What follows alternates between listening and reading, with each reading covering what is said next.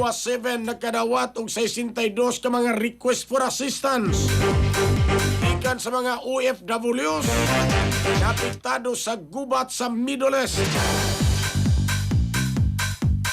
Detalye ni mong balita. Sayro nato pinagi sa pagpamati ni katrupang Almi Mata. Live report.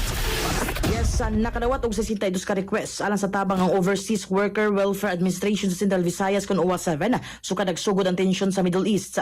Gikumpirmar kini ni Cristina Marie Vistal, OWA 7 Information Officer sa 62 sa kahangyo, 22 niini alang sa repatriation, 12 alang sa welfare check, samtang 28 gikan sa mga OFW nga dili makabalik sa Middle East tungod sa tensyon tali sa Estados Unidos, Israel ug Iran.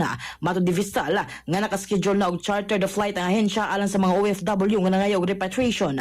Sa pagkaroon, wala pinatalang OFW gikan sa Central Visayas nga napapauli na sa nasod. Apan gipasalig sa OWA 7 nga mga OFW nga ma-repatriate makadawat og financial nga tabang ug alang sa pinabuhian nga tabang gikan sa ahensya.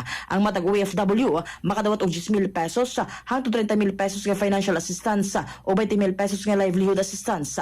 Sa datos sa OWA 7, adunay 56,771 ka OFWs gikan sa Sugbo nga nasa Middle East, 14,018 gikan sa Bohol, 10,000 gikan sa Negros Oriental o 787 gikan sa Siquijor. Mga katropa, alang sa mapahimsog sa panlawas, inumong Santhona Plus Gold. Alang sa nakahiusang Pilipino para sa Pilipinas, kininyong katropa Almi Mata, XFM News. XFM report.